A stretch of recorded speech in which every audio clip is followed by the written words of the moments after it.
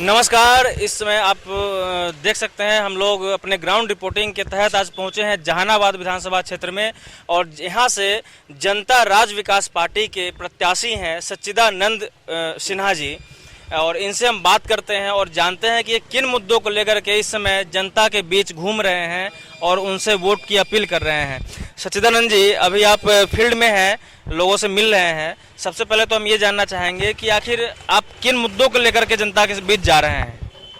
नमस्कार। सबसे पहले सारे भाइयों को, हमारे गार्जियन तुल और छोटे जो हमारे प्यारे नन्हे मुन्ने हैं उनको शुभ प्यार।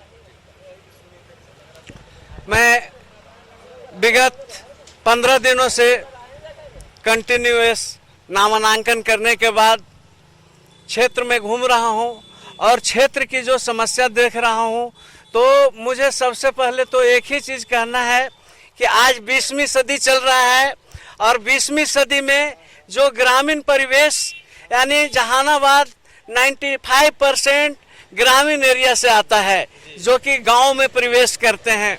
तो जिस गांव में मैं जा रहा हूं, मुझे ये लगता है कि 20वीं सदी में रहते हुए भी हमारे ग्रामीण भाई रोड की व्यवस्था है, न पानी निकासी की व्यवस्था है, नल जल कहने के लिए लगाया गया, लेकिन आप देख सकते हैं 2-4 गांव में जो रोड पे होंगे, मेन गांव होंगे, उसमें सिर्फ पानी का व्यवस्था है। बाकी आप जितने भी रूरल एरिया में चले जाए, इन सब चीज़ों पे हम बाद में आएंगे। सच्चिदानंद जी, पहले मैं ये जानना चाहूँगा कि दर्शकों को आप एक बार ये बता दीजिए कि आपका पेशा, आपका बैकग्राउंड, अपने बारे में कुछ बताइए 2 लाइन।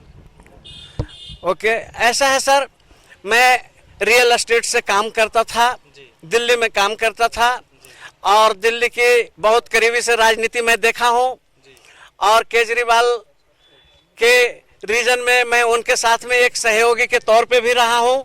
तो मेरी जो प्रतिज्ञा है, हमने जो प्रतिज्ञा की है कि जिस तरह से केजरीवाल जी ने अच्छे राजनीति दलों को राजनीति सिखा दिया है, इसीलिए मैं जहानाबाद से आया हूं।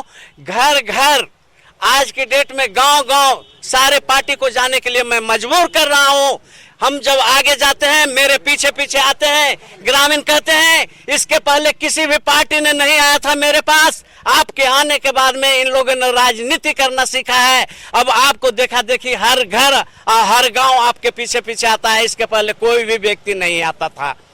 तो मैं एक चीज कहना चाहता हूं कि हमने सिर्फ यहाँ पे बदलाव के लिए आया हूं, बदलाव चाहिए और जहानाबाद को हमें तकदीर और तस्वीर और तदबीर तीनों ही बदलना है और उसको बदलने के लिए मैं आया हूं। हमारी जो यहाँ पे सोच है, जो हमारे स्थानीय विधायक और सांसद महोदय रहे 15 साल से लेकर के 73 साल तक के लोगों को छानने का काम किया है। यहाँ एक भी शिक्षण संस्थान के नाम पे एक भी नई इंजीनियरिंग कॉलेज। अच्छा, एक चीज आपने बताया कि आप दिल्ली से आए हैं और वहाँ केजरीवाल की राजनीति को आपने देखा है बड़े करीब से, तो क्या लगता है आप भी केजरीवाल की तरह यहाँ के बड़ी पार्टी का जो दम भरते हैं उन लोगों को राजनीति सिखा देंगे आप? सर, मैं एक चीज बताता हूं, अभी हम बता रहे थे हमारा जो अपना मैनिफेस्टो हमने बनाया है, उसमें जिस तरह से जैसे मोदी जी का सपना है कि हमें स्मार्ट सिटी चाहिए, हमने ग्रामीण में गांव में जाकर के कहता हूं कि मुझे स्मार्ट सिटी नहीं चाहिए, मुझे स्मार्ट विलेज चाहिए, स्मार्ट विलेज चाहिए। और मुझे हर गाँव में क्लिनिक चाहिए, जिस तरह से दिल्ली में मोहल्ला क्लिनिक है उसी तरह से हमें ग्राम क्लिनिक की व्यवस्था करना है। और हमें जिस तरह से अपूर्व प्यार और सहयोग मिल रहा है, विजय श्री से भी कोई नहीं मुझे रोकने जा रहा है, क्योंकि मेरे साथ में जनता का प्यार है और मैं ग्रामीण मोहल्ला क्लिनिक खुलवाऊंगा दिल्ली के तक। लेकिन देखिए, नीतीश कुमार जी तो पहले से बोल रहे हैं कि हमने काफी विकास किया है, तो अब विकास की क्या जरूरत है? ऐसा है, जो विकास हुआ है मैं कहेंगे 10-20 वीडियो क्लिप में आपको प्रोवाइड करा सकता हूं। जहां भी हमने गांव में गया है, ऐसे स्थिति है कि वहां यदि बीमार पड़ जाते हैं लोग तो पैदल जाने का नहीं है व्यवस्था। वहां क्या करते हैं, 4 पाई पे लेकर के और टाउन तक के जाते हैं। तो ये विकास है, नीतीश जी का ये विकास है, सुशासन बाबू का ये विकास है।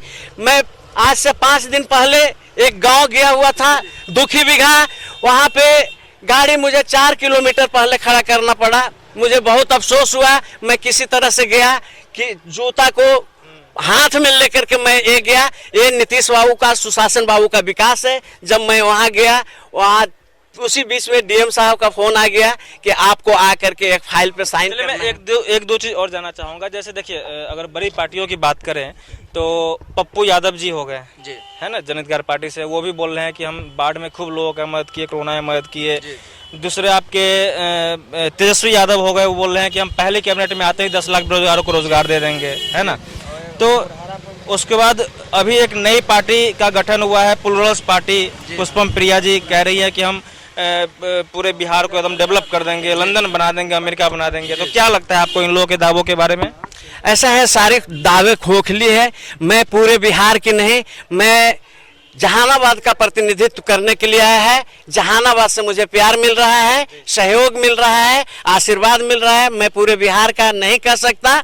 यदि पब्लिक की सहयोग मिलेगी तो आगे की आगे देखी जाएगी। लेकिन एक दो चीज बता दीजिए कि जहानाबाद में क्या ऐसा लगता है, क्या विकास नहीं हुआ है जो अभी होना चाहिए था? जहानाबाद में स्वास्थ्य के क्षेत्र में चलते हैं तो सरकारी हॉस्पिटल है, जिसमें आज की डेट में सर्दी खांसी और जुकाम का दवा भी नहीं मिलता है। ज्यादा कुछ नहीं कहूंगा। 4 दिन पहले यहीं पे एक एक्सीडेंट हुआ था।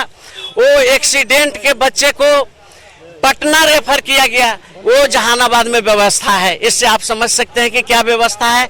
हमारी जो मोटिव है जहानाबाद को हॉस्पिटल का अच्छा 1000 बेड का हॉस्पिटल बनवाने का, एक जहानाबाद में इंजीनियरिंग कॉलेज देने का। आप जहानाबाद से जब पश्चिम इधर आए होंगे तो रेलवे लाइन क्रॉस करना पड़ता है। आधा घंटा से 1 घंटा तक जाम में वहां पे लोगों को परेशानियां से झेलना पड़ता है। तो मेरी एक प्लानिंग है कि बाजार समिति जहां से शुरू हो रही है, रेलवे लाइन के ऊपर से ओवर ब्रिज बना करके एक दरधा की तरफ और दूसरा एक स्टेशन की तरफ उतारने का, ये मेरी प्लानिंग है। उसके बाद में निहालपुर में 100 बेड का एक हॉस्पिटल का हमने अपना मैनिफेस्टो में तैयार किया है कि पब्लिक का आशीर्वाद और प्यार और सहयोग मिला विधानसभा पहुंचूंगा। सबसे पहला सत्र में मैं ये जैसे भी होगा लड़ करके निहालपुर के लिए 100 बेड का हॉस्पिटल, जहानाबाद में उच्च स्तरीय हॉस्पिटल 1000 बेड का और फ्लाईओवर, रेलवे फ्लाईओवर का, ये हमारा सबसे पहले डिमांड होगा जो सरकार बनेगी। आपसे जनता उम्मीद कर सकती है कि ये सारे काम हो जाएंगे? ऐसा है, मैं जनता को विश्वास दिलाया हूं और पूरी की पूरी जनता मेरे ऊपर में विश्वास कर रहे हैं, क्योंकि उसका रीजन है जहानाबाद रेलवे लाइन से पश्चिम 73 साल के बाद मैं पहली बार आया हूं, जो कि इन लोग अपराधियों के जंगल राज के प्रति किसी ने हिम्मत नहीं जुटाया खड़ा होने का, वो मैंने खड़ा होकर के आगे हिम्मत जुटाया हूँ। और हिम्मत जुटा करके तो इसके कारण लोगों का मुझे पूरा सहयोग और प्यार मिल रहा है, बहुत अच्छा सहयोग प्यार मिल रहा है। और बेरोजगारों के बीच में भी मैं गया हूँ, उनकी रोजगार की समस्या को भी मैंने रखा हूँ। छोटे छोटे इंडस्ट्रीज लगाने का मैं वचनबद्ध और प्रतिबद्ध और प्रतिज्ञा लिया हूँ अपने युवाओं के साथ में, और युवाओं का अपूर्व सहयोग और प्यार मुझे मिल रहा है। और उन लोग सीधा नारा लगा रहे हैं, सचिदानंद तुम नहीं घबराना, तुम्हारे पीछे सारा जहाना। यानी पूरा जहानाबाद हमारे साथ है, यूथ साथ है, कोई भी दिक्कत नहीं है। बहुत बहुत शुभकामनाएं आपको। एक लाइन में चाहूंगा अपनी पार्टी के बारे में बता दीजिए, आपकी पार्टी के बारे में, जनता राज विकास पार्टी के बारे में जरा 2 लाइन बता दीजिए दर्शकों।